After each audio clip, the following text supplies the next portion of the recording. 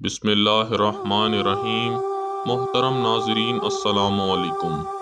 زنا ایک حرام کام ہے اور اس سے بار بار منع کیا گیا ہے۔ بعض اوقات غیر مردوں کے ساتھ بات چیت کرنے اور دوستی کو بہت ہی زیادہ عام سمجھا جاتا ہے، لیکن دراصل یہ گناہ کی جانب پہلا قدم ہوتا ہے۔ آج ہم آپ کو ایک ایسی مسلمان لڑکی کا عبرت ناک واقعہ سنائیں گے جو روزانہ ایک کافر لڑکے کے ساتھ زنا کرتی تھی۔ اس لڑکی نے ایک مسلمان گھرانے میں آنکھ کھولی، لیکن جہاں وہ رہتی تھی اس جگہ کافر رہتے تھے اور ہندوؤں کی کثرت تھی۔ وہ لڑکی اس جگہ تنہا اپنے آپ کو محسوس کرتی۔ اس کے گھر والے بہت شریف تھے، مذہبی گھرانہ تھا، خاص طور پر اس کے والد صاحب تو اللہ کے بہت ہی قریب تھے، وہ امام مسجد تھے۔ یہ لڑکی اسلام کو اچھا نہیں سمجھتی تھی اور کہتی تھی کہ دین اسلام میں عورت پر بہت زیادہ جبر ہے، آزادی ہی نہیں ہے۔ ایک بار اس کی چپکے سے ایک لڑکے کے ساتھ دوستی ہو گئی۔ اس کے والد صاحب کو یہ خبر نہیں تھی، وہ یہی سوچتی تھی کہ دین اسلام میں جبر ہے عورت کے لیے اور ہر بات سے منع کیا گیا ہے۔ یہ اس کی خوش نصیبی تھی جس کو وہ بدقسمتی سمجھتی تھی کہ میں اس گھر میں پیدا ہوئی ہوں جہاں پر ہر وقت اللہ اللہ کیا جاتا ہے۔ یہاں پر میرے والد صاحب صرف اللہ اور اس کے رسول کی باتیں کرتے ہیں، میری والدہ بھی یہی کرتی ہیں، یہاں تک کہ میری بہنیں بھی انہی کے نقش قدم پر چل رہی ہیں۔ لیکن نہ جانے کیوں اس کے دل میں بہت ہی زیادہ برائی اور نفرت تھی، اور اسے اس بستی میں رہ کر ہندو لڑکوں کے ساتھ دوستی کرنے کا موقع مل گیا۔ وہ اس طرح کہ ان کے گھر میں لڑکیوں کو پڑھانے کا رجحان تھا اور اس کے والد صاحب چاہتے تھے کہ جس طرح انہوں نے مذہبی علوم حاصل کیے ہیں اسی طرح ان کی بیٹیاں بھی اعلیٰ پائے کی تعلیم حاصل کریں اور دین اسلام کو فروغ دیں۔ ان کے گھر میں خاص طور پر عورتوں کو تعلیم دینے کا بہت زیادہ رجحان تھا، لیکن اس تعلیم کا اس نے غلط فائدہ اٹھایا۔ وہ لڑکی گھر سے نکلتی ضرور تھی، مدرسے جاتی تھی، لیکن راستے میں اس کی دوستی ایک ہندو سے ہو گئی جس نے اس کے حسن کو دیکھا تو اس کا دیوانہ ہو گیا، اور وہ تو چاہتی یہی تھی کہ میں اپنے مذہب سے دوری اختیار کر لوں۔ اس لڑکی نے فوراً اس ہندو لڑکے سے دوستی کر لی۔ اب وہ لڑکی مدرسے جانے کے بہانے اس غیر مسلم دوست سے ملتی، وہ آپس میں قریب سے قریب تر ہوتے گئے۔ ایک بار ہندو لڑکے نے کہا کہ تم تو مسلمان ہو، لیکن تم کس طرح مجھ سے ملتی ہو؟ میں تو ایک غیر مسلم ہوں اور میرا مذہب تو تمہارے مذہب سے بالکل الٹ ہے۔ تو وہ کہنے لگی میں اپنے مذہب کو پسند نہیں کرتی، میں اپنے والد صاحب کو دیکھتی ہوں، ہر وقت وہ تسبیح پڑھتے رہتے ہیں اور کہتے ہیں کہ ہمارے دین میں لڑکیوں کو باحیا ہونا چاہیے، گو کہ وہ لڑکیوں کی تعلیم کے بالکل بھی خلاف نہیں اور چاہتے ہیں کہ ہم اچھے سے دینی تعلیم حاصل کریں۔ میرا دل نہیں لگتا، نہ جانے کیوں جب سے آنکھ کھلی ہے اور ہوش سنبھالا ہے میرے دل میں میرا مذہب گھر نہیں کر سکا۔ تو وہ لڑکا کہنے لگا تم کیا چاہتی ہو؟ لڑکی بولی میں چاہتی ہوں کہ میں اپنا مذہب چھوڑ دوں۔ لڑکا بولا کیا تمہارے والد صاحب ناراض نہیں ہوں گے؟ کہنے لگی ان کو کون بتائے گا کہ میں اپنے مذہب سے نکل چکی ہوں۔ اس لڑکے کو تو گویا موقع مل گیا کہ ایک مسلمان لڑکی ایک مذہبی گھرانے کی ہونے کے باوجود اور ایک نیک اللہ والے کی بیٹی ہونے کے باوجود اپنے مذہب سے نکلنا چاہتی ہے، غیر مسلم ہونا چاہتی ہے، تو اس کے لیے بہترین موقع تھا۔ اس نے کہا ٹھیک ہے، تم اپنے مذہب سے بالکل ہی نکل جاؤ اور کبھی بھی نماز نہیں پڑھنا، اور یاد رکھنا کہ خدا کی عبادت بھی نہیں کرنا، کیونکہ کوئی ایک خدا نہیں ہے، اس پوری دنیا کو بہت سارے خدا مل کر چلا رہے ہیں، نعوذ باللہ۔ وہ کہنے لگی تم نے صحیح کہا ہے۔ اس لڑکے نے کہا سب سے پہلے میں تمہاری ملاقات اپنے خدا سے کرواتا ہوں۔ ایک بت اس کے گھر میں رکھا ہوا تھا جس کو وہ بہت مانتا تھا۔ اس نے کہا میں ان کا ماننے والا ہوں، میں ان سے جو مانگتا ہوں یہ مجھے دے دیتے ہیں، میری ہر خواہش پوری ہو جاتی ہے۔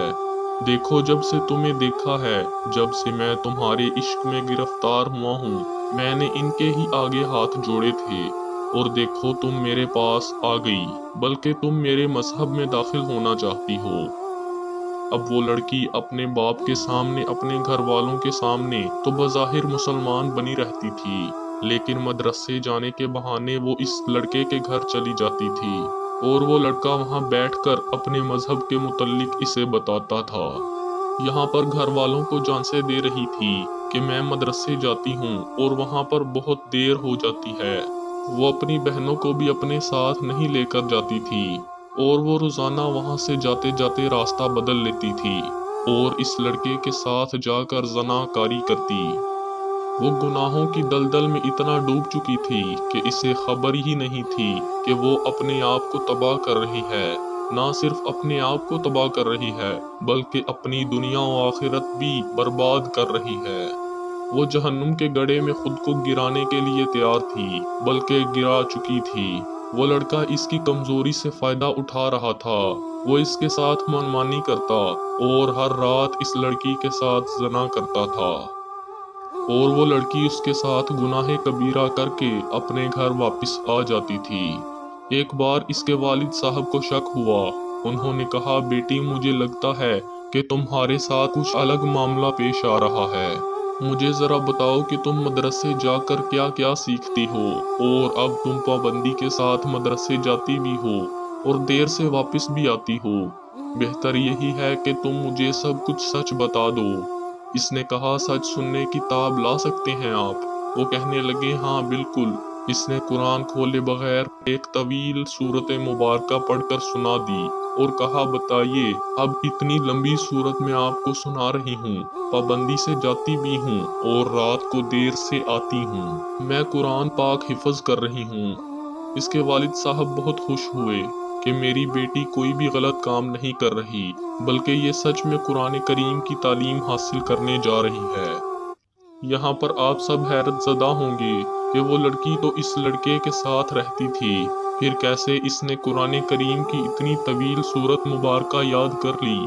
वो इस तरह कि वो लड़का बहुत चालाक था। इसने कहा कि तुम मेरे पास आती हो, मेरे साथ रहती हो और बुतों की इबादत करती हो, लेकिन तुम्हें अपना कुरान भी पढ़ना है। गो कि तुम अपने मजहब को पसंद नहीं करती, लेकिन तुम्हें कुरान को मुकम्मल याद करना है। अगर कभी ऐसा हुआ कि तुम्हारे वालिद साहब ने तुम पर शक किया और अगर कभी फरमाइश की कि कुरान पढ़ने जा रही हो तो बताओ कौन कौन सी सूरतें याद हैं, तो कुरान की सबसे तवील सूरत सुना देना। वो चुप हो जाएंगे। कुरान पाक इसके हलक से ऊपर तक तो था लेकिन दिल में उतर ना सका। इसने कुरान याद तो कर लिया था मगर इसके दिल पर कोई असर ना हुआ। यहाँ पर अपने वालिद को तो इसने चकमा दे दिया, लेकिन क्या अल्लाह ताला को भी वो धोखा दे सकती थी? हरगिज नहीं। मेरा रब तो तन्हाई में गुजारे हुए लम्हात से भी वाकिफ है।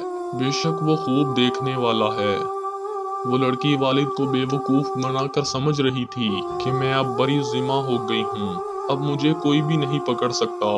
लेकिन अल्लाह ताला की पकड़ सबसे ज्यादा सख्त होती है। एक रात जब वो इस लड़के के साथ पूजा करने के बाद इसके साथ ज़ना कर रही थी तो इसी गुनाह कबीरा के दौरान मौत का फरिश्ता आ गया और इसने लड़की की रूह कब्ज कर ली। इस लड़की की मौत इसी बरहना हालत में हुई। वो हिंदू लड़का इस लड़की की अचानक मौत पर बहुत परेशान हो गया और इसको बाहर नहीं ला सकता था, किसी से इसका जिक्र नहीं कर सकता था। इसको कुछ समझ ना आया तो घर के सेहन में इसने लड़की की बरहना लाश को फेंक दिया। लाश को कपड़े से लपेटा भी नहीं। इसी हालत में इसने सेहन में लड़की की लाश को फेंक दिया और जमीन को बंद कर दिया। इसके पसीने छूट रहे थे कि कहीं मुझ पर इल्जाम ना लग जाए। बहरहाल यहाँ वो मुंह छुपा कर बैठा हुआ था और इधर लड़की के वालिदैन सरापे हैरत बने हुए थे। परेशान थे कि बेटी इस वक्त तक आ तो जाती है, बेशक रात को देर से आती है, लेकिन अब तक क्यों नहीं आई। वालिद साहब ने वालिदा को इत्मीनान दिलाया कि उस्ताद इसे अकेले में कुरान की सूरतें याद करवाते हैं, यही वजह है कि बेटी अब तक नहीं आई। लेकिन माँ का दिल घबरा रहा था।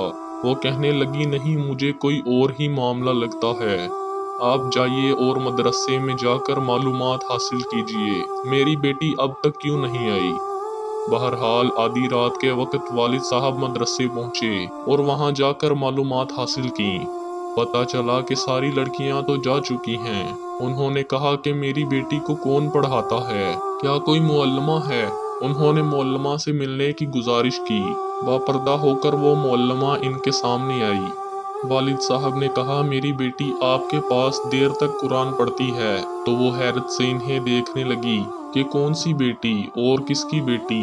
آپ کی بیٹی کو تو آج تک میں نے نہیں دیکھا۔ والد صاحب کہنے لگے، لیکن وہ تو آتی تھی، حلیہ بھی میں نے آپ کو بتایا ہے۔ تو معلمہ کہنے لگی، اس حلیے کی لڑکی آتی تھی، لیکن تقریباً 1 مہینے سے زیادہ ہو گیا ہے کہ وہ میرے پاس نہیں آ رہی۔ رات میں وہ کہاں جا رہی ہے مجھے کچھ نہیں معلوم، لیکن یہاں پر آپ کی بیٹی نہیں آتی۔ یہ کہہ کر وہ معلمہ اندر چلی گئی۔ اب باپ پریشان سر پیٹ رہا تھا کہ میری بیٹی نے مجھے دھوکہ دیا ہے، لیکن قرآن کیسے اسے یاد تھا؟ ضرور وہ کہیں اور پڑھنے جاتی ہوگی۔ اپنے علاقے کے سارے مدرسوں کو دیکھ لیا، لیکن وہاں پر ان کی بیٹی نہ ملی، بلکہ کہا گیا کہ ہمارے مدرسے کی بچیاں تو مغرب تک چلی جاتی ہیں، آپ کی بیٹی کی طرح کسی لڑکی کو یہاں نہیں دیکھا گیا۔ باپ نے سپاہیوں کو اطلاع دی۔ سپاہی پورے محلے میں اس لڑکی کو تلاش کرنے لگے۔ آخرکار وہاں پر ہندوؤں کی بستی کے پاس بھی پہنچے اور تمام ہندوؤں سے پوچھا تو وہ کہنے لگے، اس طرح کی کوئی لڑکی ہمارے پاس نہیں آئی۔ وہ ہندو لڑکا بھی اسی بستی میں رہتا تھا۔ اس کے گھر کا دروازہ بھی کھٹکھٹایا۔ جب وہ دروازہ کھٹکھٹایا گیا تو اس نے بڑی مشکل سے دروازہ کھولا۔ دروازہ کھولنے پر وہ لڑکا بہت ہی زیادہ گھبرایا ہوا تھا۔ اس کے ماتھے پر پسینے کی بوندیں تھیں۔ سپاہیوں کو شک ہو گیا۔ انہوں نے لڑکی کے باپ سے کہا کہ ہمیں لگتا ہے کہ آپ کی بیٹی یہیں پر ہے۔ والد صاحب بولے کہ ایسا کیسے ہو سکتا ہے؟ یہ غیر مسلم لڑکا ہے اور میں مسلمان ہوں، میری بیٹی بھی مسلمان ہے، ایک ہندو کے گھر میں وہ کیا کرے گی؟ سپاہی بولے، دیکھیں کچھ خبر نہیں ہو سکتی، ہو سکتا ہے کہ آپ کی بیٹی اندر ہی ہو۔ خیر اس لڑکے کو ایک طرف ہٹا کر جب گھر میں داخل ہوئے تو وہاں کوئی بھی نہیں تھا۔ اس لڑکے سے پوچھا گیا کہ بتاؤ کہاں ہے وہ لڑکی، تم نے اسے مار کر کہاں پھینکا ہے؟ اس نے کہا، میں نے اسے نہیں مارا، بلکہ وہ تو خود مر گئی۔ اس لڑکے نے اپنے آپ کو بچانے کے لیے سچ کہہ دیا۔ لیکن سپاہیوں نے کہا، اگر وہ لڑکی اسی گھر میں ہے تو کہاں ہے؟ اس نے بتایا کہ گھر کے صحن میں ہے۔ باپ کو یہ سن کر صدمہ پہلے ہی ہو گیا تھا کہ اس کی بیٹی یہاں پر موجود تھی، ایک غیر مسلم کے ساتھ، جہاں پر جگہ جگہ بتوں کی تصویریں لگی ہوئی تھیں۔ ایک بہت بڑا ثبوت اس کے کمرے میں بھی تھا۔ وہ پہلے ہی صدمے سے دوچار تھا، اور جب یہ بات سنی کہ بیٹی اس لڑکے کے گھر میں مری ہے تو یہ سن کر اس کے ہوش اڑ گئے۔ سپاہیوں نے اس لڑکی کی وجہ سے صحن کھودنا شروع کر دیا۔ گڑھا زیادہ گہرا نہیں تھا۔ سامنے ہی جو منظر سب نے دیکھا، اس منظر کو دیکھتے ہی سب کے رونگٹے کھڑے ہو گئے۔ دیکھتے ہیں کہ اس لڑکی کے جسم پر نہ ہی کفن تھا اور نہ ہی کوئی کپڑا تھا، جبکہ اس لڑکی کے پوشیدہ چھپے ہوئے اعضاء مکمل طور پر گل سڑ چکے تھے۔ اور یہی نہیں، اس کے جسم کو ایک بہت بڑے سانپ نے لپیٹا ہوا تھا۔ اس کی زبان باہر کو لٹک رہی تھی اور اس کی زبان پر وہ سانپ بار بار ڈس رہا تھا۔ ایک بچھو چلتا ہوا آیا اور اس کے جسم کو کاٹنے لگا۔ وہ منظر سب دیکھ رہے تھے۔ استغفر اللہ، یہ وہ عذاب تھا جو اس لڑکی پر زنا کے گناہ کی وجہ سے آیا تھا۔ شریف اور باحیا مرد اور عورت تو اس کا تصور بھی نہیں کر سکتے، اور وہ تو ایک ایسے دینی گھرانے سے تعلق رکھتی تھی کہ اس کا باپ ایک امام مسجد تھا، والدہ حیا کی پیکر تھیں۔ اب والد صاحب اپنی بیٹی کو ایسی حالت میں دیکھ کر تڑپ کر رہ گئے۔ وہ جانتے تھے کہ اب اس جگہ سے نکل نہیں سکتی، مجبوراً اسی جگہ اس کے جسم پر کپڑا ڈال دیا گیا۔ کیڑے مکوڑے اسے کھا رہے تھے، اسی جگہ اسے دفنا دیا گیا۔